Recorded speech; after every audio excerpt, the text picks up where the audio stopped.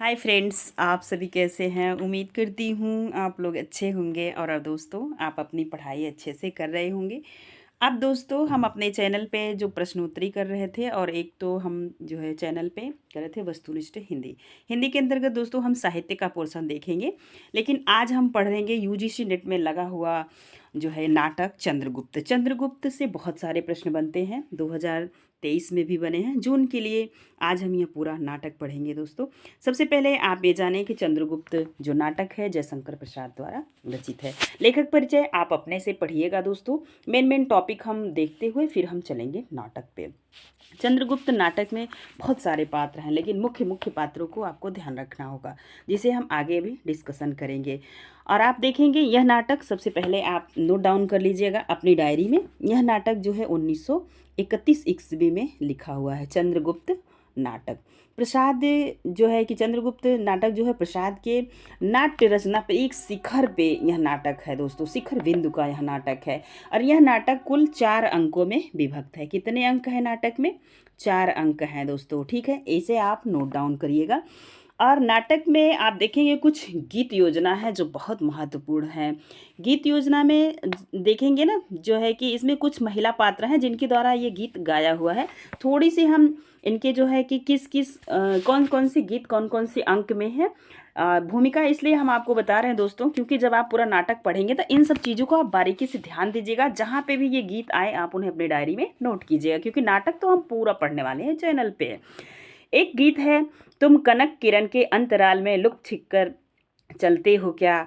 तो ये जो है सुहासिनी द्वारा यह गीत गाया गया है। गीत आपको पूरा आगे मिलेगा। दूसरी गीत है, आप देखेंगे जो है कि एक कथन है, त्याग और क्षमा तप व विद्या तेज का सम्मान के लिए होता है। किसके लिए होता है? सम्मान के लिए। यह कथन जो है ये चाणक्य का है। और नेक्स्ट देखेंगे ना, एक और गीत आता है, अरुण यह मधुमय देश हमारा जहाँ पहुँच अनजान क्षितिज को मिलता एक सहारा। कार्नेलिया द्वारा यह गीत गाया गया है दोस्तों, द्वितीय अंक में यह गीत गाया गया है। और बहुत सारे कथन हैं, अतीत सुखों के लिए को सोच क्यों, अनागत भविष्य का भय क्यों। यह सिंहरण का कथन है। अभी 2023 के जो अभी जो है कि एग्ज़ाम हुआ है 5 मार्च को, इसमें यह प्रश्न पूछा गया था। एक और है चंद्रगुप्त का, स्वयं चंद्रगुप्त का कथन है, मैं मगध का उद्धार चाहता हूँ पर यमन लुटेरों की सहायता से नहीं। और एक है, आप देखेंगे चाणक्य का कथन है, बहुत ही बार पूछा गया, मैं लेखक नहीं कात्यायन शास्त्र प्रणेता हूँ, व्यवस्थापक हूँ। और कुछ गीत और हैं जो आप सुन लीजिए, इसके बाद हम पूरे नाटक को पढ़ेंगे। एक गीत है, हिमाद्रि तुम श्रृंग से प्रबुद्ध शुद्ध भारती, स्वयं प्रभा समुज्ज्वला स्वतंत्रता पुकारती। यह जो है गीत, यह अलका की गीत है। यदि प्रेम ही जीवन का सत्य है तो संसार ज्वाला मुखी है, कार्नेलिया ने कहा है। अब चलिए दोस्तों, और आपने देख लिया यह 1931 का नाटक है। नाटक के अंतर्गत आपने इतने सारे जानकारी ले लिया। कुछ पात्र इनके आइए देखते हैं। पात्र को आप जरूर नोट डाउन कीजिएगा। आजकल मुख्य पात्र न पूछकर गौण पात्र पूछा जा रहा है, ठीक है दोस्तों। चलिए देखिए, पात्र देख लीजिए। पुरुष पात्र सबसे पहले आप नोट डाउन कीजिएगा, पुरुष पात्र कौन कौन से हैं। तो ये है चाणक्य, जिसका दूसरा नाम है विष्णुगुप्त मौर्य। मौर्य साम्राज्य का यह निर्माता है। और चंद्रगुप्त है, मौर्य साम्राज्य सम्राट है। नंद है, मगध सम्राट। और राक्षस है, मगध का अमात्य है, ठीक है। अब आप देखेंगे तो वरुचि है, जिसका दूसरा नाम कात्यायन है, मगध का ये अमात्य है। सटकार है, मगध का मंत्री है। आम्भिक है, ये तक्षशिला का राजकुमार है। सिंहरण है, ये मालवज का मुख्य कुमार है, ठीक है, ध्यान दीजिए। एक है पर्वतेश्वर, ये पंजाब का राजा है। ग्रीक ऐतिहासिक का पोरस जो है, ठीक है। पंजाब को पूछा जाएगा पंजाब कहाँ, तो ये ग्रीक ऐतिहासिक का पोरस है। पहले पंजाब को पोरस कहा जाता था, ठीक है। सिकंदर है, सिकंदर ग्रीक विजेता। और फिलीपींस है, सिकंदर का सत्रप। और मौर्य सेनापति है, चंद्रगुप्त का पिता। और क्रिटीज है, सिकंदर का सहचर। अब आप देखेंगे मालव जो है कि मालव गए तंत्र के पदाधिकारी, कुछ पदाधिकारी देखेंगे मालव का। और इसमें हैं देवबल, नागदत्त और नाग मुख्य। और साइबर्टीज है, मेगास्थनीज है, ये यमन दूत हैं, ठीक है। और गांधार नरेश है, आम्भिक का पिता। सेल्यूकस है, सिकंदर का सेनापति। आपने इतिहास पढ़ा होगा ना, वही है ये जो है कि सेल्यूकस जो लास्ट में चंद्रगुप्त जिसे मतलब बाध्य करके अपने देश से बाहर निकाल देता है और इसी की पुत्री से फिर इसकी शादी हो जाती, वही सेल्यूकस है। दंडायन है एक तपस्वी। स्त्री पात्र हैं, स्त्री पात्र जिनके द्वारा आपने कथन को सुना अभी आगे। अलका है तक्षशिला की राजकुमारी। सुहासिनी है सटकार की कन्या। कल्याणी है मगध राजकुमारी। नीला लीला ये दो सहेलियां हैं दोस्तों, ठीक है। नीला लीला ये दो सहेलियां हैं और किसकी सहेलियां हैं? कल्याणी की सहेलियां हैं। आप याद रखिएगा, इन्हें अपने डायरी में नोट डाउन कीजिएगा। और मालविका है सिंधु देश की कुमारी है। कार्नेलिया है सेल्यूकस की कन्या। मौर्य पत्नी है चंद्रगुप्त की माता। एलिस है कार्नेलिया की सहेली। अब हम चलते हैं चंद्रगुप्त नाटक को पढ़ते हैं, जिसका प्रथम अंक आज के पाठ में हम पढ़ेंगे दोस्तों। लेखक संबंधी परिचय हम नेक्स्ट वीडियो में देंगे। अभी अब चलिए आप नाटक को पूरा पढ़िए। प्रथम अंक है चंद्रगुप्त नाटक है। स्थान है तक्षशिला के गुरुकुल का मठ। चाणक्य और सिंहरण। चाणक्य सौम्य कुलपति ने मुझे गृहस्थ जीवन में प्रवेश करने की आज्ञा दे दी। केवल तुम ही लोगों को अर्थशास्त्र पढ़ाने के लिए ठहरा था, क्योंकि इस वर्ष के भावी स्नातकों को अर्थशास्त्र का पाठ पढ़ाकर मुक्त अकिंचन को गुरु दक्षिणा चुका देनी थी। सिंहरण आर्य मालवों को अर्थशास्त्र की उतनी आवश्यकता नहीं जितनी अर्थशास्त्र की, इसलिए मैं पाठ में पिछड़ा रहा। क्षमा प्रार्थी हूँ। चाणक्य अच्छा, अब तुम मालव जाकर क्या करोगे? सिंहरण अभी मैं मालव नहीं जाता, मुझे तक्षशिला की राजनीति पर दृष्टि रखने की आज्ञा मिली है। चंद्रगुप्त चाणक्य मुझे प्रसन्नता होती है कि तुम्हारा अर्थशास्त्र पढ़ना सफल होगा। क्या तुम जानते हो कि यमनों के दूत यहाँ क्यों आए हैं? सिंहरण मैं उसे जानने की चेष्टा कर रहा हूँ। आर्यावर्त जो है इसका उत्तर प्रदेश का पुराना नाम था दोस्तों, ध्यान दीजिएगा। का भविष्य लिखने के लिए कुचक्र और प्रतारज्ञ की लेखनी और मत्स्य प्रस्तुत हो रही है। मत्स्य माने स्याही होता है दोस्तों, ध्यान दीजिएगा। प्रस्तुत हो रही है। उत्तरापद के खंडराज द्वेष के जर्जर हैं। शीघ्र भयानक विस्फोट होगा। सहसा आंबिक और अलका का प्रवेश। ध्यान दीजिएगा आप, सहसा आंबिक और अलका का प्रवेश हो रहा है। आंबिक कैसा विस्फोट? युवक तुम कौन हो? सिंहरण एक मालव।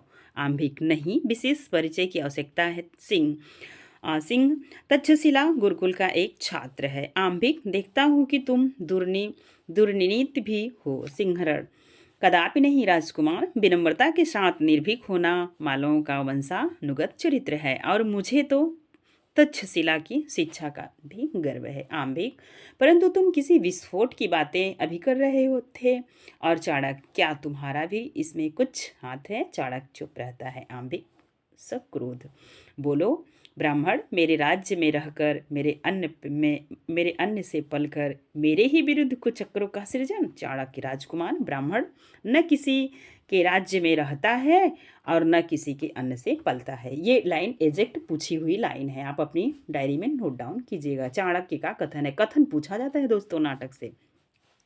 पलता है, स्वराज्य में विचरता है और अमृत होकर जीता है। यह तुम्हारा मिथ्या गर्व है ब्राह्मण। सब कुछ सामर्थ्य रखने पर भी स्वेच्छा से इन माया स्तूपों को ठहरा देता है।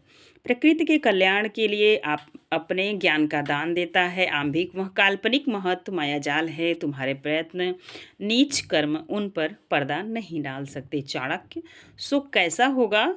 अविश्वासी क्षत्रिय इसी से दस्यु और मलेच्छ साम्राज्य बना रहे हैं और आर्य जाति पतन के कगार पर खड़ी एक धक्के की राह देख रही है। आंबिक और तुम धक्का देने का कुचक्र विद्यार्थियों को सिखा रहे हो। सिंहरण विद्यार्थी और कुचक्र असंभव। यह तो वे ही कर सकते हैं जिनके हाथ में कुछ अधिकार हो, जिनका स्वार्थ समुद्र से भी विशाल और सुमेरु से भी कठोर हो, जो यवनों की मित्रता के लिए स्वयं वाल्हीक तक। आंबिक डाट आंबिक बस दुर्दश युवक, बता तेरा अभिप्राय क्या है? सिंहरण कुछ नहीं आंबिक, नहीं बताना होगा, मेरी आज्ञा है। सिंहरण गुरुकुल में केवल आचार्य की आज्ञा सिरोधार्य होती है, अन्य आज्ञाएं अवज्ञा के कान से सुनी जाती हैं राजकुमार। चंद्रगुप्त अलका अलका भाई, यह वन्य निर्भर के समान स्वच्छ और स्वच्छंद हृदय में कितना बलवान वेग है। यह अवज्ञा भी स्पी है, जाने दो आंभिक। चुप रहो अलका, यह ऐसी बात नहीं है जो यूं ही उड़ा दी जाए, इसमें कुछ रहस्य है। चाणक्य चुपचाप मुस्कुराता है। सिंहरण हाँ हाँ, रहस्य है। यवन आक्रमणकारियों के पुष्कल स्वर्ग से पुलकित होकर आर्यावर्त की सुख रजनी की शांति निद्रा में उत्तरापथ की अर्गला धीरे से खोल देने का रहस्य है। क्यों राजकुमार? संभवतः तक्षशिलाधीश वल हीक तक इसी रहस्य का उद्घाटन करने गए थे। आंभिक पैर पटक कर, ओह असहा युवक, तुम बंदी हो? सिंहरण कदापि नहीं मालव, कदापि बंदी नहीं हो सकता। आंभिक तलवार खींचता है। चंद्रगुप्त सहसा प्रवेश करके, ठीक है, प्रत्येक निरपराध आर्य स्वतंत्र हैं, उसे कोई बंदी नहीं बना सकता। यह क्या राजकुमार, खड्ग को कोष में रखना नहीं है क्या? सिंहरण व्यंग से, वह तो स्वर्ग से भर गया है। आंभिक कुछ तो तुम सब कुचक्र में लिप्त हो, और इस मालव को तो मेरा अपमान करने का प्रतिफल मृत्यु दंड अवश्य भोगना पड़ेगा। चंद्रगुप्त क्यों? क्या वह निसहाय छात्र तुम्हारे हाथ में आज्ञा शिक्षा पाता है और तुम एक राजकुमार हो, बस इसीलिए? आंभिक तलवार खींच चलाता है। चंद्रगुप्त अपनी तलवार पर उसे रोकता है। आंभिक की तलवार छूट जाती है। वह निसहाय होकर चंद्रगुप्त के आक्रमण की प्रतीक्षा करता है। बीच में अलका आ जाती है। सिंहरण वीर चंद्रगुप्त, बस जाओ राजकुमार, यहाँ कोई कुचक्र नहीं है, अपने कुचक्रों से अपनी रक्षा स्वयं करो। चाणक्य राजकुमारी, मैं गुरुकुल का अधिकारी हूँ, मैं आज्ञा देता हूँ कि तुम क्रोधाभिभूत होकर कुमार को क्रोधाभिभूत कुमार को लिवा जाओ। गुरुकुल में शस्त्रों का प्रयोग शिक्षा के लिए होता है, द्वंद्व युद्ध के लिए नहीं। विश्वास रखना इस दुर्व्यवहार का समाचार महाराज के कानों तक ना पहुँचे। अलका ऐसा ही हो, चलो भाई। क्षुब्ध आंभिक उसके साथ जाता है। चाणक्य, जिसका दूसरा नाम चंद्रगुप्त है, तुम्हारा पाठ समाप्त हो चुका है और आज का यह कांड असाधारण है। मेरी सम्मति है कि तुम शीघ्र तक्षशिला का परित्याग कर दो, और सिंहरण तुम भी। चंद्रगुप्त आर्य, हम मागध हैं, और यह मालव, अच्छा होता कि यहीं गुरुकुल में हम लोग शस्त्र की परीक्षा भी देते। चाणक्य, क्या यही मेरी शिक्षा है? बालकों की सी चपलता दिखलाने का यह स्थल नहीं है। तुम लोगों को समय पर शस्त्र का प्रयोग करना पड़ेगा, परंतु अकारण रक्तपात नीति विरुद्ध है। चंद्रगुप्त आर्य, संसार भर की नीति और शिक्षा का अर्थ मैंने यही समझा कि आत्मसम्मान के लिए मर मिटना ही दिव्य जीवन है। सिंहरण मेरा आत्मीय है, मित्र है, उसका मान मेरा ही है। चाणक्य, देखूंगा कि इस आत्मसम्मान की भविष्य परीक्षा में तुम कहाँ तक उत्तीर्ण होते हो। सिंहरण, आपके आशीर्वाद से हम लोग अवश्य सफल होंगे। चाणक्य, तुम मालव हो और यह मगध, यही तुम्हारा मान का अवसान है न, परंतु आत्मसम्मान इतने ही से संतुष्ट नहीं होगा। मालव और मागध को भूलकर जब तुम आर्यावर्त का नाम लोगे तभी वह मिलेगा। क्या तुम नहीं देखते हो कि आगामी दिवसों में आर्यावर्त के सब स्वतंत्र राष्ट्र एक के अनंतर दूसरे विदेशी विजेता से पददलित होंगे? आज जिस व्यंग्य को लेकर इतनी घटना हो गई है, वह बात भावी गांधार नरेश आंभिक के हृदय में शल्य के समान चुभ गई। पंचनद नरेश पर्वतेश्वर के विरोध के कारण यह क्षुद्र हृदय आंभिक यवनों का स्वागत करेगा और आर्यावर्त का सर्वनाश होगा। चंद्रगुप्त गुरुदेव, विश्वास रखिए, यह सब कुछ नहीं होने पाएगा। यह चंद्रगुप्त आपके चरणों की शपथ पूर्वक प्रतीक्षा करता है कि यवन यहाँ कुछ ना कर सकेंगे। चाणक्य साधु, तुम्हारी प्रतीक्षा अचल हो, परंतु इसके लिए पहले तुम मगध जाकर साधन संपन्न बनो। यहाँ समय बिताने का प्रयोजन नहीं है। मैं भी पंचनद नरेश से मिलता हुआ मगध आऊँगा, और सिंहरण तुम भी सावधान। सिंहरण आर्य, आपका आशीर्वाद ही मेरा रक्षक है। चंद्रगुप्त और चाणक्य का प्रस्थान। सिंहरण एक अभिमय गंधक का स्रोत आर्यावर्त के लौह अस्त अस्तगार से घुसकर विस्फोट करेगा। चंचला रग लक्ष्मी इंद्रधनुष की विजयमाला हाथ में लिए उस सुंदर नील लोहित प्रलय जलद में विचरण करेगी और वीर हृदय मयूर से नाचेंगे। तब आओ देवी स्वागत अलका का प्रवेश। अलका मालव वीर अम्भी, तुमने तक्षशिला का परित्याग नहीं किया।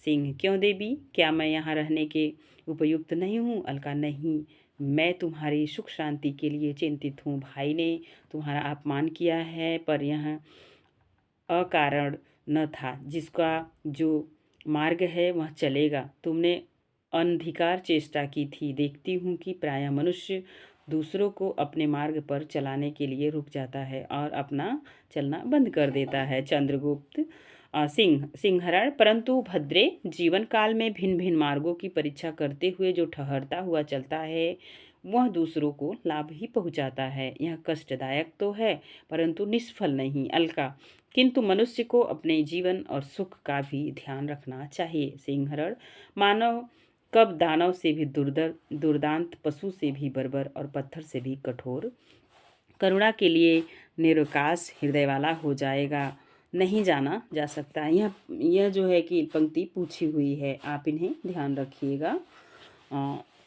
आप बहुत अच्छे से इनको ध्यान दीजिएगा। ठीक है, आगे चलते हैं। अतीत सुखों के लिए सोच क्यों, अनागत भविष्य के लिए भय क्यों, और वर्तमान को मैं अपने अनुकूल बना ही लूँगा, फिर चिंता किस बात की। ये सिंहरण का कथन है। ठीक है, यही इतनी लाइन पूछी गई थी दोस्तों यहाँ पे। अभी जो ऊपर हम आपसे बात किए थे, अतीत सुखों के लिए सोच क्यों, अनागत भविष्य के लिए भय क्यों, और वर्तमान को मैं अपने अनुकूल बना ही लूँगा, फिर चिंता क्यों। यह सिंहरण का कथन है, इसे नोट डाउन कीजिएगा। अलका, मालव तुम्हारे देश के लिए तुम्हारा जीवन अमूल्य है और वहीं यहाँ आपत्ति में। सिंहरण, राजकुमारी इस अनुकंपा के लिए कृतज्ञ हुआ तो, परंतु मेरा देश मालव ही नहीं गांधार भी है, यही क्या समग्र आर्यावर्त है, इसलिए मैं।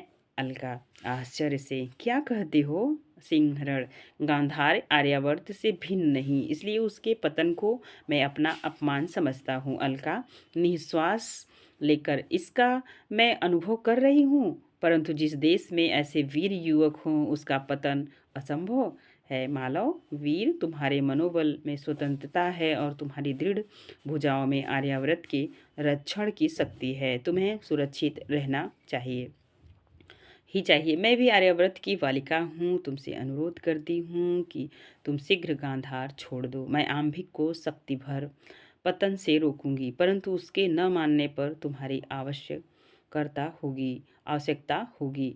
जाओ वीर। सिंहरण, अच्छा राजकुमारी, तुम्हारे स्नेहानुरोध से मैं जाने के लिए बाध्य हो रहा हूँ, शीघ्र ही चला जाऊँगा। देवी, किंतु यदि किसी प्रकार सिंधु की प्रखर धारा को यवन सेना न पार कर सकती। अलका, मैं चेष्टा करूँगी। वीर, तुम्हारा नाम सिंह, मालव मालवरण के राष्ट्रपति का पुत्र सिंहरण। अलका, अच्छा, फिर कभी। दोनों एक दूसरे को देखते हुए प्रस्थान करते हैं। मगध सम्राट का विलास कानन, विलासी युवक और युवतियों के दल का विहार। नंद प्रवेश, आज वसंत उत्सव है, क्या एक युवक जय हो देव, आपकी आज्ञा से कुसुमपुर के नागरिकों का आयोजन। ये देख रहे हैं कुसुमपुर, इस क्षेत्र को भी आप याद रखिए, क्योंकि इस तरीके से अब प्रश्न बन रहे हैं कि जब तक आप रचना को पूरा नहीं कर पाएंगे तो नहीं कर पाएंगे प्रश्न का उत्तर। नंद, परंतु मदिरा का तो तुम्हारे समाज में अभाव है, फिर आमोद कैसा? देखो देखो, तुम सुंदरी हो, परंतु तुम्हारे यौवन का विभ्रम अभी संकोच की अर्गला से जकड़ा हुआ है। तुम्हारी आंखों में काम का सुकुमार संकेत नहीं, अनुराग की लाली नहीं, फिर कैसा प्रमोद? एक युवती, हम लोग तो निमंत्रित नागरिक हैं देव, इसका दायित्व तो निमंत्रण देने वाले पर है। नंद, वाह, यह अच्छा उलाहना रहा। अनुचर से, मूर्ख, अभी और कुछ सुन वावेगा। तू नहीं जानता कि मैं ब्राह्मण से अधिक इन सुंदरियों के कुटिल कटाक्षों से डरता हूँ। ले आ, शीघ्र लिया नागरिकों पर तो मैं राज्य करता हूँ, परंतु मेरी मगध की नागरिकाओं का शासन मेरे ऊपर है। श्रीमती सबसे कह दो नागरिक नंद कुसुमपुर के कमनीय कुसुमों से अपराध के लिए क्षमा मांगता है और आज के दिन वह तुम लोगों को कृतज्ञ सहचर मात्र है। अनुचर लोग प्रत्येक कुंजों में मदिरा कलश और चषक चषक पहुंचाते हैं। राक्षस और सुहासिनी का प्रवेश। पीछे पीछे कुछ नागरिक। राक्षस सुहासिनी एक पात्र और चलो इस कुंज में। सुहासिनी नहीं, अब मैं न संभाल सकूंगी। राक्षस फिर इन लोगों से कैसे पीछा छूटेगा। सुहासिनी मेरी एक इच्छा है। एक नागरिक क्या इच्छा है। सुहासिनी हम लोग अनुचर हैं, केवल एक सुंदर आलाप की, एक कोमल मूर्छना की लालसा है। सुहासिनी अच्छा तो अभिनय के साथ सब उल्लास से। सुंदरियों की रानी सुहासिनी की जय। सुहासिनी परंतु राक्षस को कच्छ का अभिनय करना पड़ेगा। एक नागरिक और तुम देवयानी क्या यही ना। राक्षस सचमुच राक्षस होगा यदि इनमें आनाकानी करे तो। चलो राक्षस। दूसरा नहीं मूर्ख आर्य राक्षस का इतने बड़े कला कुशल विद्वान को किस प्रकार संबोधित करना चाहिए तो इतना भी नहीं जानता। आर्य राक्षस इन नागरिकों की प्रार्थना से इन कष्ट को स्वीकार कीजिए। राक्षस उपयुक्त स्थान ग्रहण करता है। कुछ मूक अभिनय, फिर उसके बाद सुहासिनी का भाव सहित गान। तुम कनक किरण के अंतराल में लुक छिप कर चलते हो क्या। ये देख रहे हैं सुहासिनी का कथन है। सबसे पहले हमने आपको वीडियो शुरू करने से पहले बताया था तुम कनक किरण के अंतराल में लुक छिप कर चलते हो क्या। और आगे देखेंगे नतमस्तक गर्व वहन करते हो यौवन के घन रसकन ढरते। हे लाज मेरे सौंदर्य बता दो मौन बने रहते हो क्यों। अधरों के मधुकर कगारों में कलकल धुन की गुंजारों में मधुसरिता सी यहाँ हंसी तरल अपनी पीते रहते हो क्या। बेला विभ्रम की बीत चली रजनीगंधा की कली खिली। अब सान्य मलय आकुलित दुकुल कलित हो यूँ छिपते हो क्यों। साधु साधु की ध्वनि। नंद उस अभिनेत्री को यहाँ बुलाओ। सुहासिनी नंद के समीप आकर प्रकट होती है।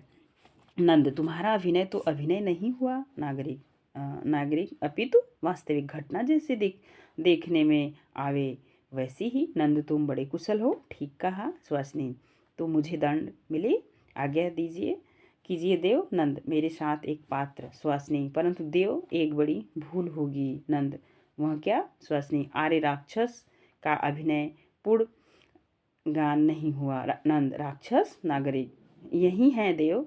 राक्षस आकर प्रणाम करता है। नंद वसंतोत्सव की रानी की आज्ञा से तुम्हें गाना होगा। राक्षस उसका मूल्य होगा एक पात्र का दम्भ। सुहासिनी पात्र भर देती है। सुहासिनी मान का मूक अभिनय करती है। राक्षस सुहासिनी से सम्मुख अभिनय सहित गाता है। निकल मत बाहर दुर्बल आह लगेगा तुम्हें हंसी का शीत। ये देख रहे हैं, इसे आप नोट डाउन कीजिएगा। चलिए शुरू करते हैं।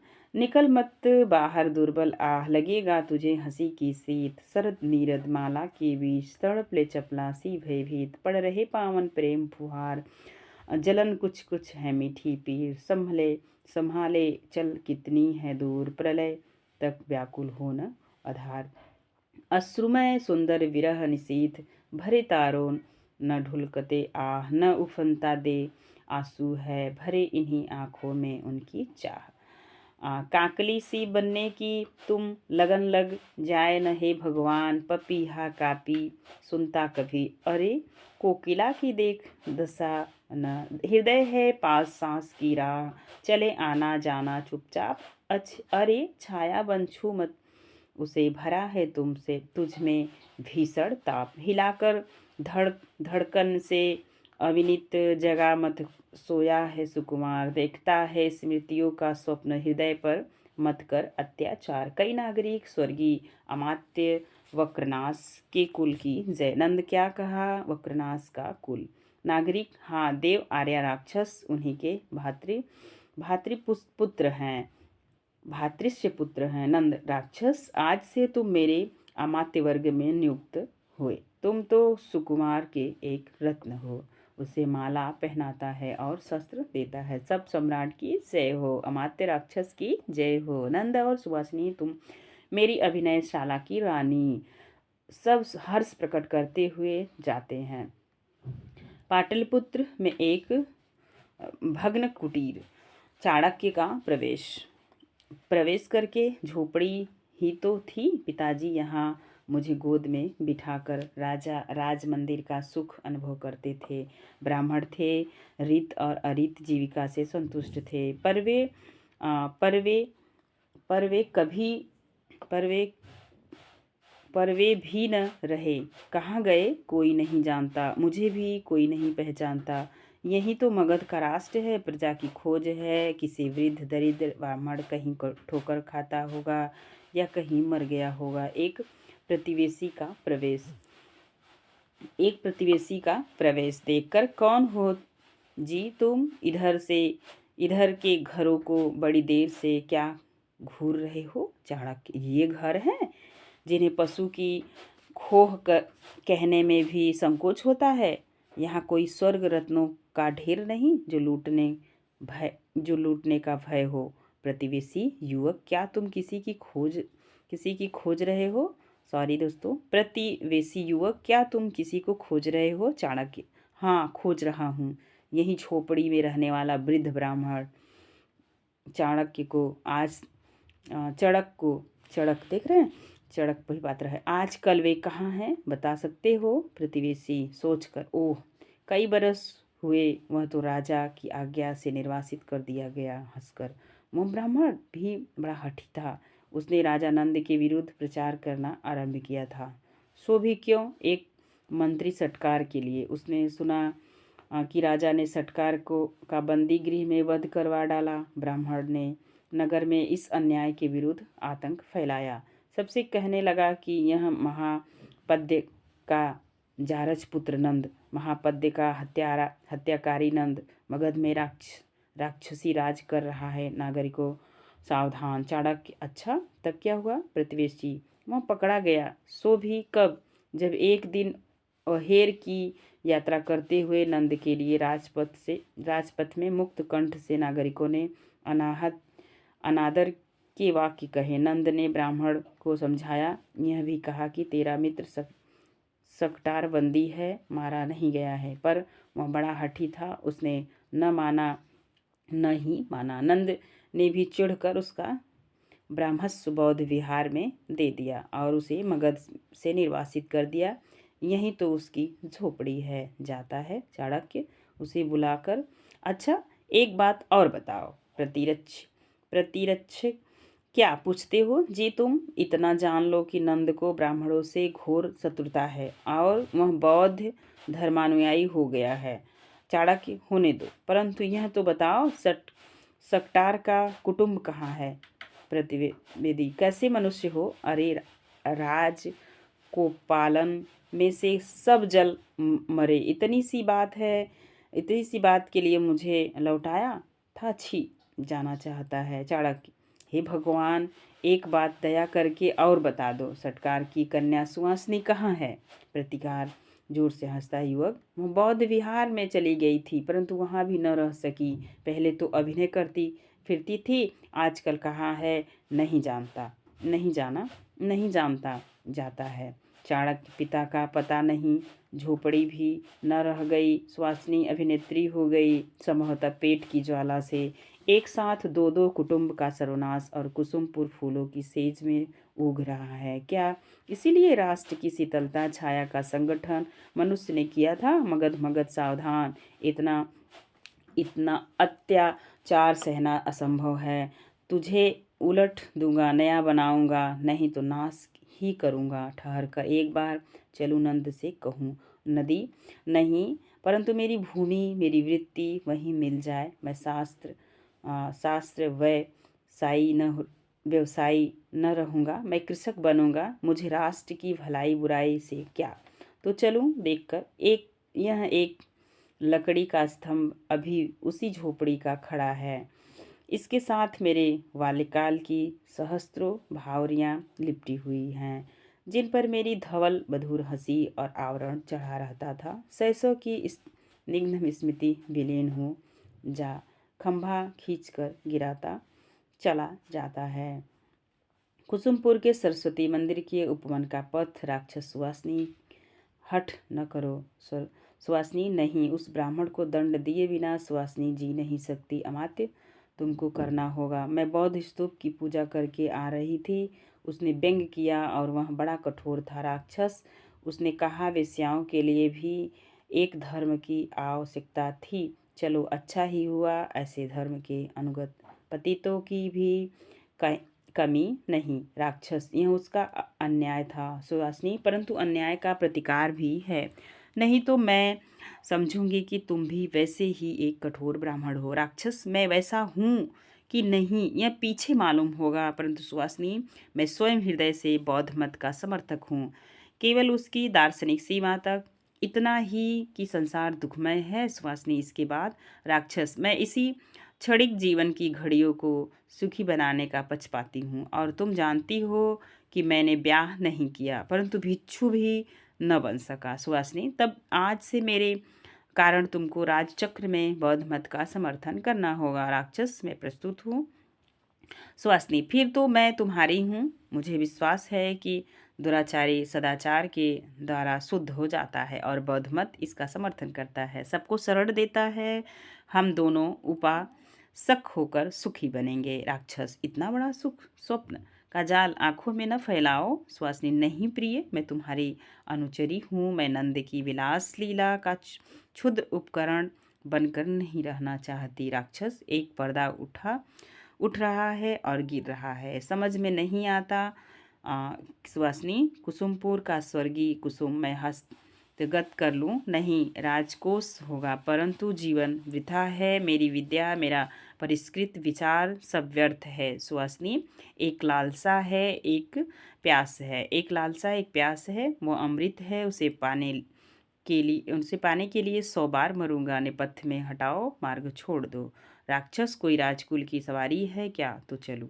जाता है अ, राक्ष राक्षियों के राक्षसियों के साथ शिविका पर राजकुमारी कल्याणी का प्रवेश। कल्याणी, शिविका से उतरती हुई लीला से शिविका उद्यान के बाहर ले जाने के लिए कहो, और रक्षी लोग भी वहीं ठहरे।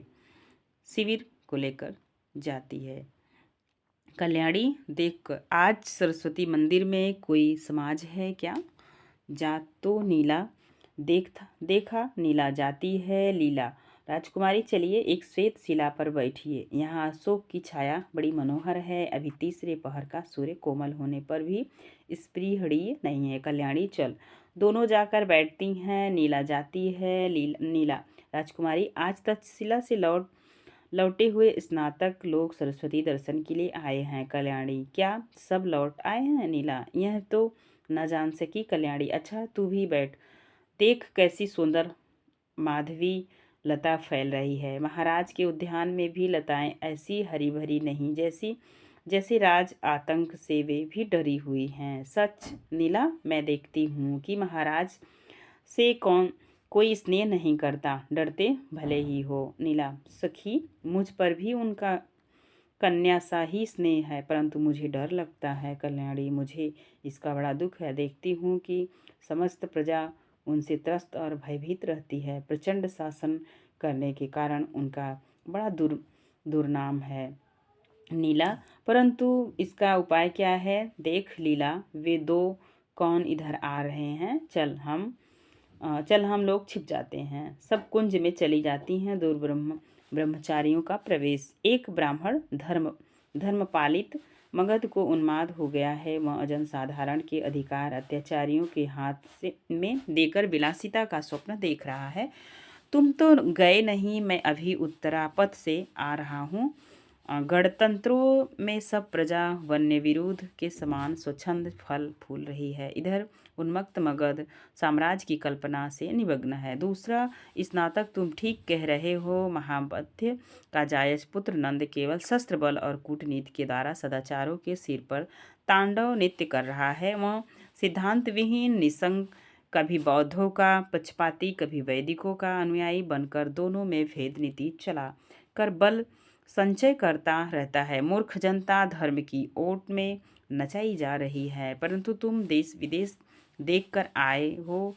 आज मेरे घर पर तुम्हारा निमंत्रण है, वहाँ सबको तुम्हारी यात्रा का विवरण सुनने का अवसर मिलेगा। पहला महिला, चलो।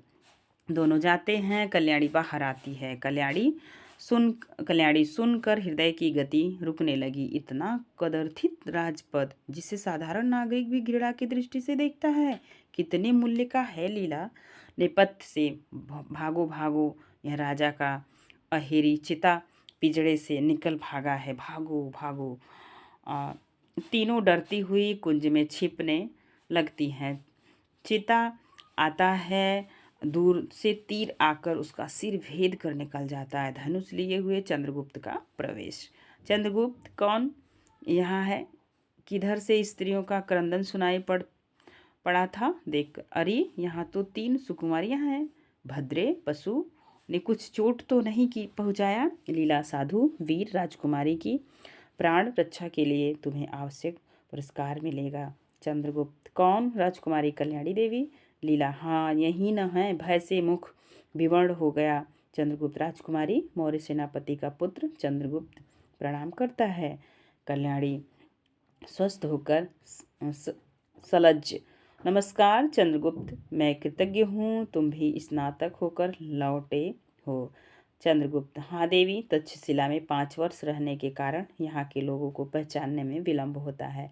जिन्हें किशोर छोड़कर गया था अब वे तरुण दिखाई पड़ते हैं। मैं अपने कई बाल सहचरों को भी पहचान न सका कल्याणी, परंतु मुझे आशा थी कि तुम मुझे न भूल जाओगे। चंद्रगुप्त देवी, यह अनुचर सेवा के उपयुक्त अवसर पर ही पहुँचा।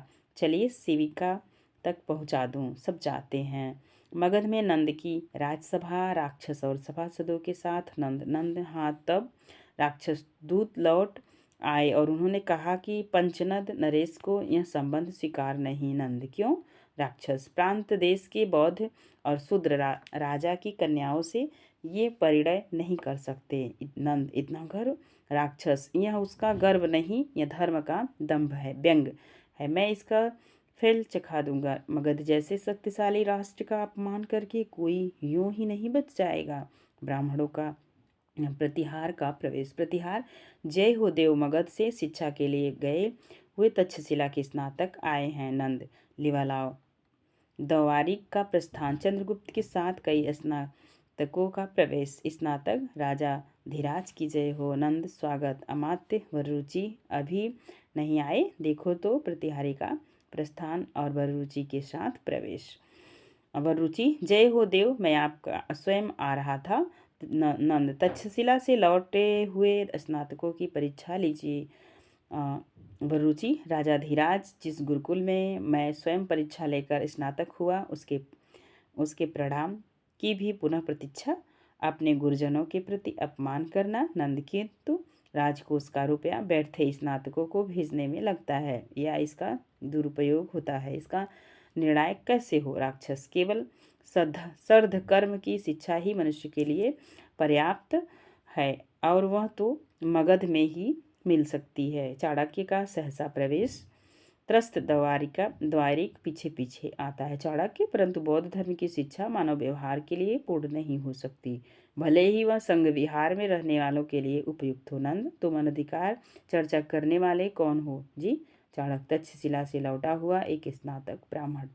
नंद, ब्राह्मण ब्राह्मण, जिधर देखो कृत्या के समान इनकी शक्ति ज्वाला धधक रही है।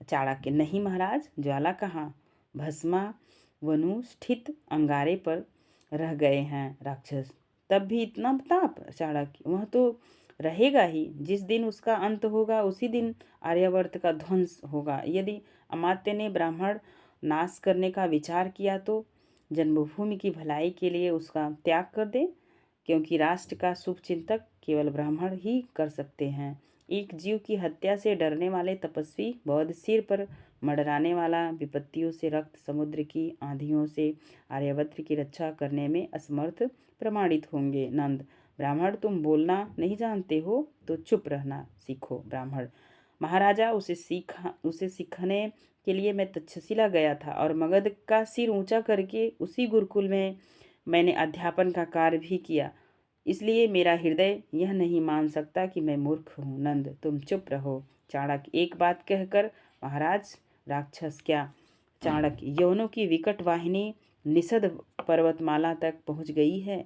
तक्षशिला धीस की भी उसमें अभिसंधि है। संभवतः समस्त आर्यावर्त पदाक्रांत होगा। उत्तरापथ में बहुत से छोटे छोटे गणतंत्र हैं, वे उस सम्मिलित पारसिक यवन बल को रोकने में असमर्थ होंगे। अकेले पर्वतेश्वर ने साहस किया, इसलिए मगध को पर्वतेश्वर की सहायता करनी चाहिए।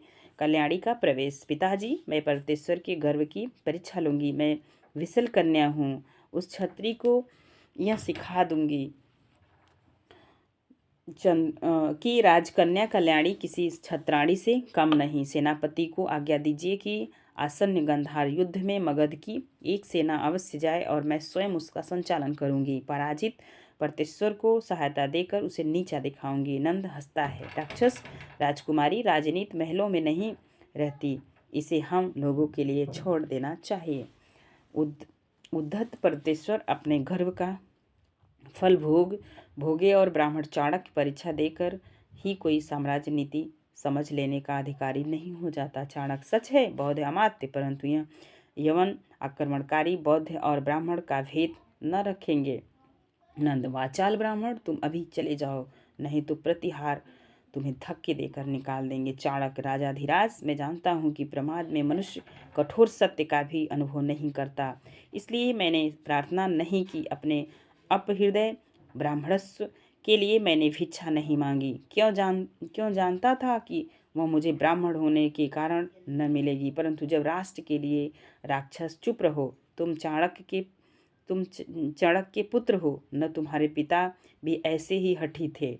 नंद, क्या उसी विद्रोही ब्राह्मण की संतान? निकालो इसे अभी यहाँ से। प्रतिहारी आगे बढ़ता है, चंद्रगुप्त सामने आकर उसे रोकता है। चंद्रगुप्त, सम्राट, मैं प्रार्थना करता हूँ कि गुरुदेव का अपमान न किया जाए।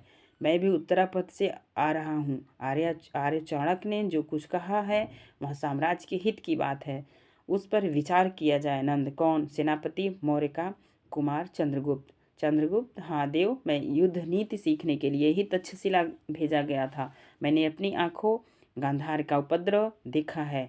मुझे गुरुदेव के मत में पूर्ण विश्वास है। यह आगंतुक आपत्ति पंचनद प्रदेश तक ही न रह जाएगी। नंद, अबोध युवक, तो क्या इसलिए अपमानित होने पर भी मैं पर्वतेश्वर की सहायता करूं? असंभव है।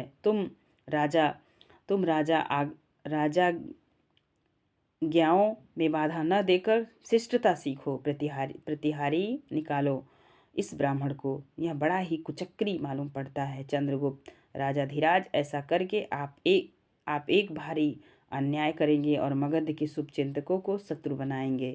राजकुमारी, पिताजी चंद्रगुप्त पर ही दया कीजिए, एक बात उसकी भी मान लीजिए। नंद, चुप रहो, ऐसे उदंड को मैं कभी नहीं क्षमा करता।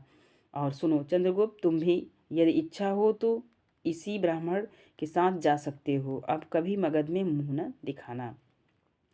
प्रतिहारी दोनों को निकालना चाहता है। चाणक्य रुक कर कहता है, सावधान नंद, तुम्हारी धर्मांधता से प्रेरित राजनीति आधी की तरह चलेगी, उसमें नंदवंश समूल उखड़ेगा। नियति सुंदरी के भाव में बल पड़ने लगा। समय आ गया है कि शूद्र राज सिंहासन से हटाए जाएं और सच्चे क्षत्रिय मूर्धाभिषिक्त हो। नंद, यह समझ कर कि ब्राह्मण अबध्य है, तू मुझे भय दिखलाता है। प्रतिहार, इसकी शिखा पकड़कर इसे बाहर करो। प्रतिहार उसकी शिखा पकड़कर घसीटता है। वह निशसक और दृढ़ता से कहता है, खींच ले ब्राह्मण की शिखा। शूद्र के अन्न से पले हुए कुत्ते खींच ले, परंतु यह शिखा नंदकुल की काल सर्पिणी है। वह तब तक न बंधन में होगी जब तक नंद कुल निशेष न होगा। नंद, इसे बंदी करो। चाणक्य बंदी किया जाता है। सिंधु तट, अलका और मालविका, राजकुमारी, मैं देख आई अभदंड में सिंधु पर सेतु बन रहा है। युवराज स्वयं उसका निरीक्षण करते हैं और मैंने युक्त सेतु का एक मानचित्र भी प्रस्तुत किया था। यह कुछ अधूरा सा रह गया है, पर इसके देखने से कुछ आभास मिल जाएगा। अलका सखी, बड़ा दुख होता है जब मैं यह स्मरण करती हूँ कि स्वयं महाराज का इसमें हाथ है। देखूं तेरा मानचित्र। मालविका मानचित्र देती है। अलका उसे देखने लगती है। एक यवन सैनिक का प्रवेश वह मानचित्र अलका से लेना चाहता है। अलका दुर्विनीत दस्यु मानचित्र अपनी कंचियों में छिपा लेती है। यवन, यह गुप्तचर है, मैं इसे पहचानता हूँ, परंतु सुंदरी तुम कौन हो जो इसकी सहायता कर रही हो? अच्छा हो कि मुझे मानचित्र मिल जाए और मैं इसे सप्रमाण बंदी बनाकर महाराज के सामने ले जाऊं। अलका, यह असंभव है। पहले तुम्हें बताना होगा कि तुम यहाँ किस अधिकार से यह अत्याचार किया चाहते हो।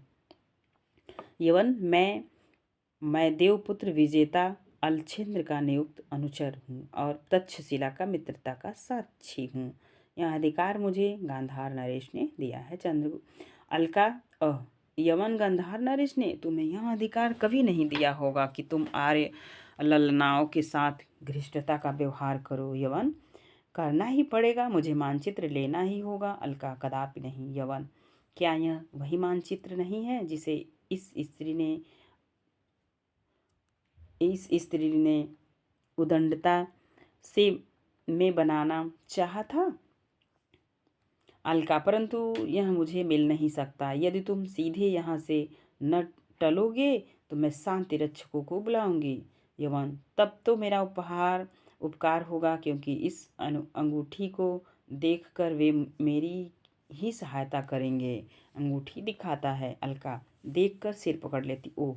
यवन हंसता हुआ, अब ठीक पथ पर आ गई होगी बुद्धि। लाओ मानचित्र मुझे दे दो। अलका निस्सहाय इधर उधर देखती है। सिंहरण का प्रवेश। सिंहरण चौंक कर, हैं कौन राजकुमारी और यह यवन? अलका, महावीर, स्त्री के मर्यादा को न समझ पाने वाले इस यवन को तुम समझा दो कि यह चला जाए। सिंहरण, यवन, क्या तुम्हारे देश की सभ्यता तुम्हें स्त्रियों का सम्मान करना नहीं सिखाती? क्या सचमुच तुम बर्बर हो? यवन, मेरी उस सभ्यता ने ही मुझे रोक लिया है, नहीं तो मेरा यह कर्तव्य था कि मैं उस मानचित्र को किसी भी पुरुष के हाथ में होने से उसे जैसा बनता ले ही लेता।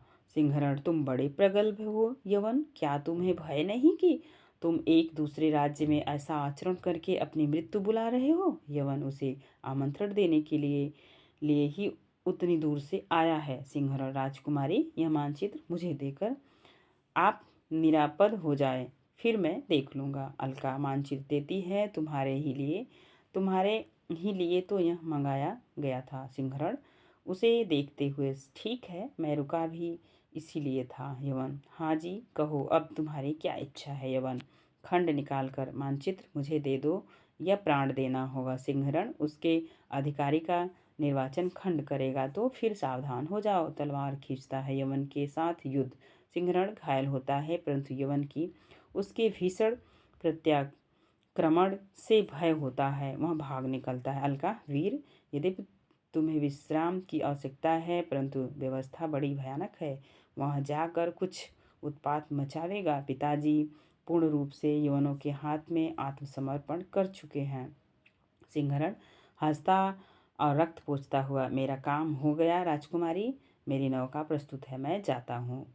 परंतु यहाँ अनर्थ हुआ चाहता है। क्या गांधार नरेश किसी तरह न मानेंगे? अलका, कदापि नहीं। पर्वतेश्वर से उनकी बुद्ध बल वैर है। इस सिंहरण, अच्छा देखा जाएगा जो कुछ होगा। देखिए मेरी नौका आ रही है, अब विदा मांगता हूँ। सिंधु में नौका आती है। घायल सिंहरण उस पर बैठता है। सिंहरण और अलका दोनों एक दूसरे को देखते हैं।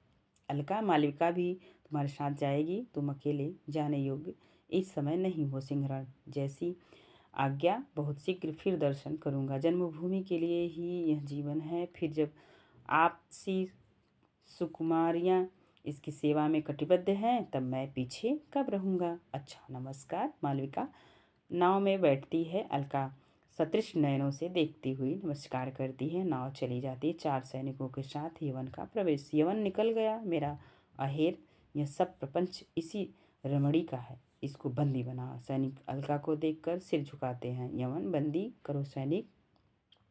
सैनिक मैं नहीं कर सकता। यवन क्यों? गांधार नरेश ने तुम्हें क्या आज्ञा दी है? सैनिक यही कि आप जिसे कहें उसे हम लोग बंदी करके महाराज के पास ले चलें। यवन फिर विलंब क्यों? अलका संकेत से वर्जित करती है। सैनिक हम लोगों की इच्छा। यवन तुम राजविद्रोही हो। सैनिक कदापि नहीं, पर यह काम हम लोगों से न हो सकेगा। यवन सावधान, तुमको इस आज्ञा भंग का फल भोगना पड़ेगा। मैं स्वयं बंदी बनाता हूँ। अलका की ओर बढ़ता है। सैनिक तलवार खींच लेते हैं। यवन ठहर कर, यह क्या? सैनिक डरते हो क्या? कायर, स्त्रियों पर वीरता दिखाने में बड़े प्रबल हो और एक युवक के सामने से भाग निकले। यवन तो क्या तुम राज की आज्ञा का स्वयं न पालन करोगे और न करने दोगे? सैनिक यदि साहस हो मरने का तो आगे बढ़ो। अलका सैनिकों से, ठहरो, विवाद करने का समय नहीं, कहो तुम्हारा अभिप्राय क्या है? यवन मैं तुम्हें बंदी करना चाहता हूँ। अलका कहाँ ले चलोगे? यवन गांधार नरेश के पास। अलका मैं चलती हूँ, चलो। आगे अलका, पीछे यवन और सैनिक। मगध का बंदी गृह। चाणक्य समीर की गति की अवरुद्ध है, शरीर का फिर क्या करना, परंतु मन में इतने संकल्प और विकल्प एक बार निकलने पाता तो फिर दिखा देता कि उस दुर्बल हाथों में साम्राज्य उलटने की शक्ति है और ब्राह्मण के कोमल हृदय में कर्तव्य के लिए प्रलय की आंधी चला देने की भी कठोरता जकड़ी हुई। लौह श्रृंखले, एक बार तू फूलों की माला बन जा और मैं मदोन्मत्त विलासी के समान तेरी सुंदरता को भंग कर दूं। क्या रोने लगूं इस निष्ठुर यंत्रणा की कठोरता से? बिलबिलात कर दया की भिक्षा मांगू कि मुझे भोजन के लिए एक मुट्ठी चने जो देते हो न दो। एक बार स्वतंत्र कर दो। नहीं चाणक्य, ऐसा न करना, नहीं तो तू भी साधारण सी ठोकर खाकर चूर चूर हो जाने वाली एक वामी हो जाएगा। तब मैं आज से प्रण करता हूँ कि दया किसी से न मांगूंगा और अधिकार तथा अवसर मिलने पर किसी पर न करूँगा।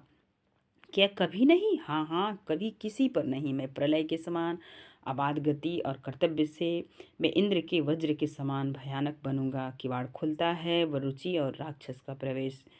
राक्षस स्नातक अच्छे तो हो, चाणक्य बुरे कब थे? बौद्ध अमात्य राक्षस, आज हम लोग एक काम से आए हैं और आशा है कि तुम अपनी हठवादिता से मेरा और अपना दोनों का अपकार न करोगे। वह रुचि, हाँ चाणक्य, अमात्य का कहना मान लो। चाणक्य भिक्षोपजीवी ब्राह्मण, क्या बौद्धों का संग करते करते तुम्हारी अपनी गरिमा का संपूर्ण विस्मरण हो गया है? चाटुकारों के समान हाँ में हाँ मिलाकर जीवन की कठिनाइयों से बचकर मुझे भी कुत्ते का पाठ पढ़ाना चाहते हो?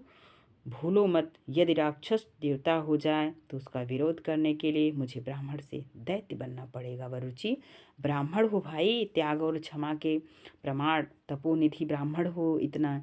चाणक्य त्याग और क्षमा, तप और विद्या, तेज और सम्मान के लिए है, लोहे और सोने के सामने सिर झुकाने के लिए हम लोग ब्राह्मण नहीं बने हैं। हमारी ही दी हुई विभूति से हमें को अपमानित किया जाए, ऐसा नहीं हो सकता। कात्यायन अब केवल पाणिनि से काम न चलेगा, अर्थशास्त्र और दंड नीति की आवश्यकता है। वह रुचि मैं वार्तिक लिख रहा हूँ चाणक्य, उसी के लिए तुम्हें सहकारी बनाना चाहता हूँ। तुम इस बंदी गृह से निकलो। चाणक्य मैं लेखक नहीं, कात्यायन शास्त्र प्रणेता हूँ, व्यवस्थापक हूँ। यही लाइन एग्जैक्ट पूछी गई है दोस्तों परीक्षा में। यदि आप यूजीसी नेट पाठ्यक्रम में लगे जो है कि पुराने प्रीवियस ईयर पेपर को पढ़ रहे होंगे तो समझ पाएंगे, यह आप नोट डाउन कर लीजिए।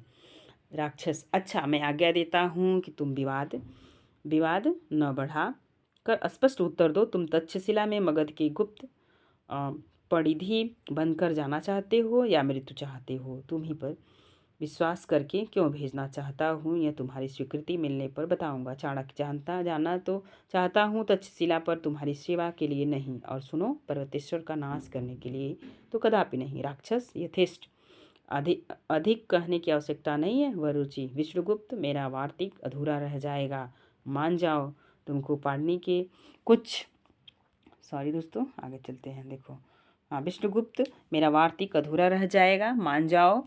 तुमको पाणिनि के कुछ प्रयोगों का पता भी लगाना होगा जो उस साला तुरीय व्याकरण ने लिखे हैं। फिर से एक बार तक्षशिला जाने पर ही उनका चाणक्य, मेरे पास पाणिनि से सिर खपाने का समय नहीं। भाषा ठीक करने से पहले मैं मनुष्य को ठीक करना चाहता हूँ। ये भी 2022-21 में पूछा हुआ प्रश्न है। किसका कथन है? चाणक्य का। वरुचि जिसने सौ युवमन घो नामक दृढ़ते सूत्र लिखा है, वह केवल व्याकरण ही नहीं दार्शनिक भी था। उसकी अवहेलना चाणक्य, यह मेरी समझ में नहीं आता। मैं कुत्ता, साधारण और युवक और इंद्र को भी कभी एक सूत्र में नहीं बांध सकता। कुत्ता कुत्ता ही रहेगा, इंद्र इंद्र। सुनो वरुचि, मैं कुत्ते को कुत्ता ही बनाना चाहता हूँ। नीचों के हाथ में इंद्र का अधिकार चले जाने से जो सुख होता है उसे मैं भोग रहा हूँ, तुम जाओ।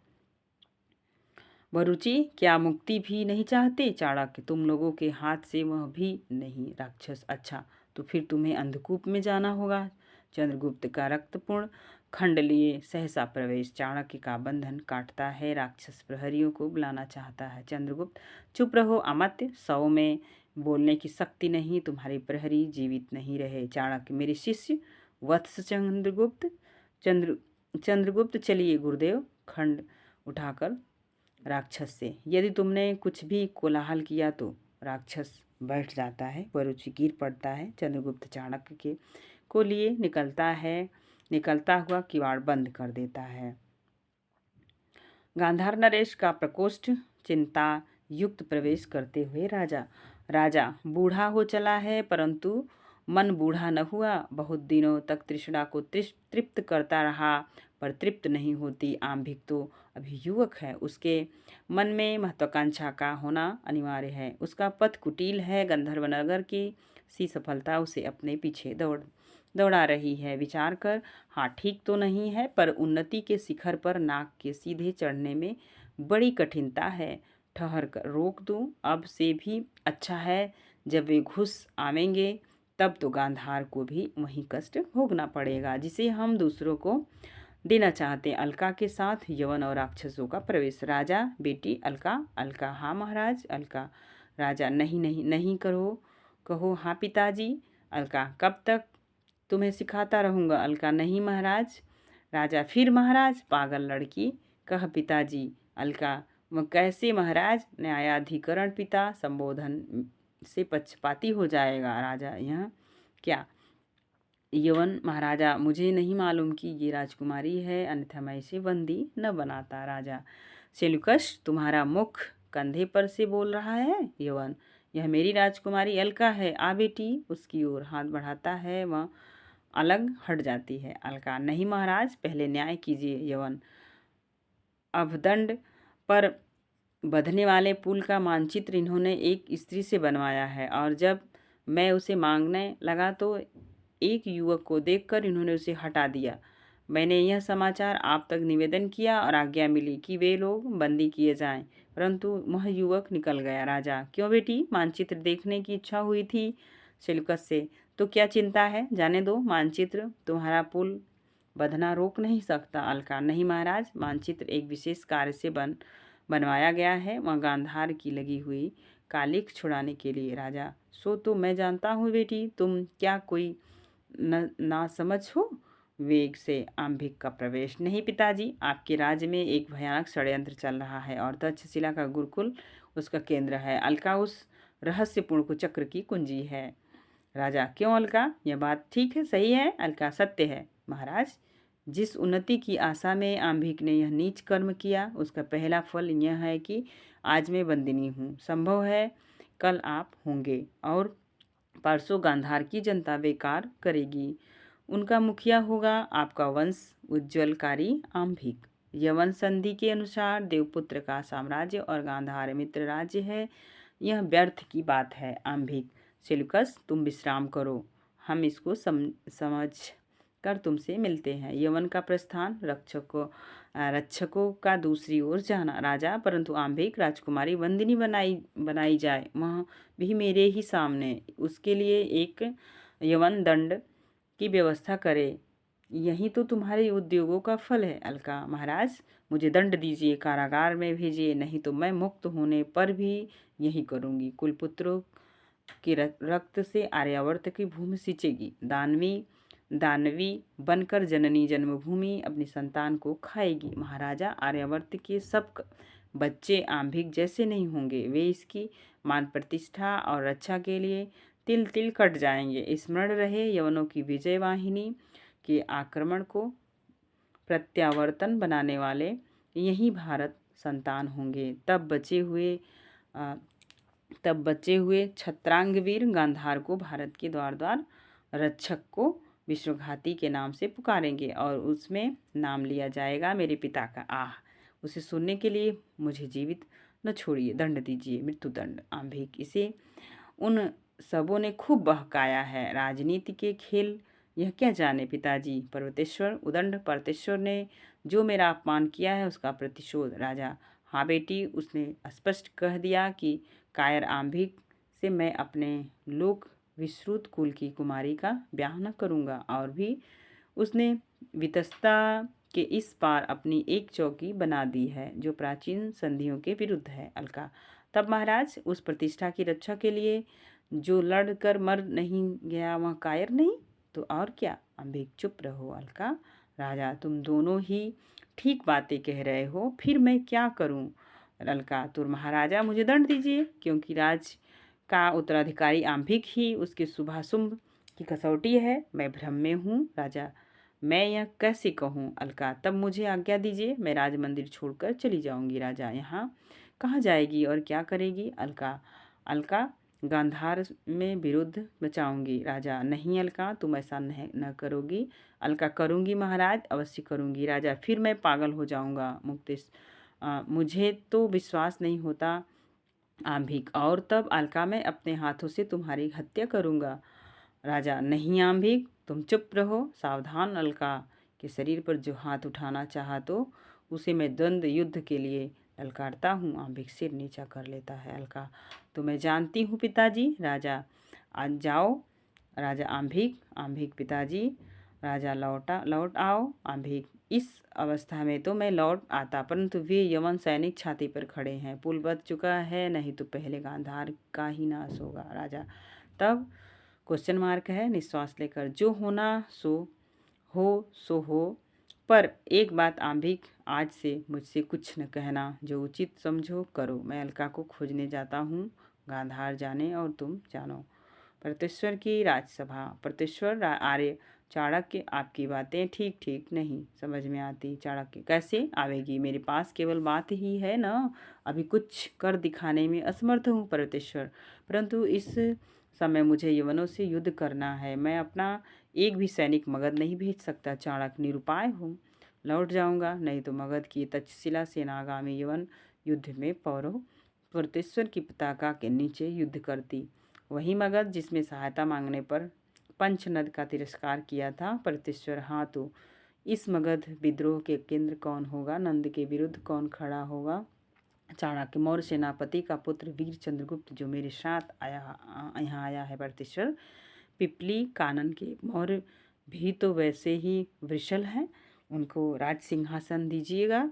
चाणक्य, आर्य क्रियाओं का लोप हो जाने से इन लोगों को विषलभ्य मिला। वस्तुतः ये क्षत्रिय हैं, बौद्धों के प्रभाव में आने से इनके श्रौत संस्कार छूट गए अवश्य, परंतु इनके क्षत्रिय होने में कोई संदेह नहीं। और महाराजा धर्म के नियामक ब्राह्मण हैं, मुझे पात्र देखकर उनका संस्कार करने का अधिकार है। ब्राह्मणत्व एक सार्वभौम शाश्वत बुद्धि वैभव है, वह अपनी रक्षा के लिए, पुष्टि के लिए और सेवा के लिए इतर वर्णों का संगठन कर लेगा। राजन्य संस्कृति से पूर्ण मनुष्य को मूर्खाभिशक्ति बनने में दोष ही क्या। पर्वतेश्वर हंसकर, यहाँ आपका सुविचार नहीं ब्राह्मण। चाणक्य, वशिष्ठ का ब्राह्मणत्व जब पीड़ित हुआ था तब पल्लव, दरद, कंबोज आदि क्षत्रिय बने थे राजन। यह कोई नई बात नहीं पर्वतेश्वर, वह समर्थ ऋषियों की बात है। चाणक्य, भविष्य इसका विचार करता है कि ऋषि किन्हें कहते हैं। क्षत्रियाभिमानी पौरव, तुम इसके निर्णायक नहीं हो सकते। पर्वतेश्वर, शूद्र शासित राष्ट्र में रहने वाले ब्राह्मण के मुख से यह बात शोभा नहीं देती। चाणक्य, तभी तो ब्राह्मण मगध को क्षत्रिय शासन में ले आना चाहता है पौरव, जिसके लिए कहा गया है कि क्षत्रिय से शस्त्र धारण करने पर आर्तवाणी नहीं सुनाई पड़नी चाहिए। और मौर्य चंद्रगुप्त वैसा ही क्षत्रिय प्रमाणित होता है। पर्वतेश्वर, कल्पना है। चाणक्य, प्रत्यक्ष होगा और स्मरण रखना, आसन्न यवन युद्ध में सौरव गर्व से तुम पराभूत होगे। यवनों के द्वार समग्र आर्यावर्त पदाक्रांत होगा। उस समय तुम मुझे स्मरण करोगे। पर्वतेश्वर, केवल अभिप्राय अस्त्र लेकर ही तो ब्राह्मण लड़ते हैं, मैं इससे नहीं डरता, परंतु डराने वाले ब्राह्मण तुम मेरी सीमा के बाहर हो जाओ। चाणक्य, ऊपर देखकर, रे पददलित ब्राह्मणत्व देख, शूद्र ने निगड़बद्ध किया है, क्षत्रिय निर्वासित करता है। तब जल एक बार अपनी ज्वाला से जल, उसकी चिंगारी से तेरे पौरस वैश्य सेवक शूद्र और रक्षक क्षत्रिय उत्पन्न हो जाता हूँ। पौरस, कानन पथ में अलका चली जाती है, अलका चली जाती है। दोस्तों जो है कानन पथ से मैं नेक्स्ट वीडियो में लूँगी, क्योंकि वीडियो बहुत बड़ा हो गया। और वीडियो को यहीं एंड करते हैं, फिर मिलेंगे नेक्स्ट वीडियो में। वीडियो व्याख्यान आपको कैसा लगा कमेंट के माध्यम से हमें ज़रूर बताइएगा। धन्यवाद।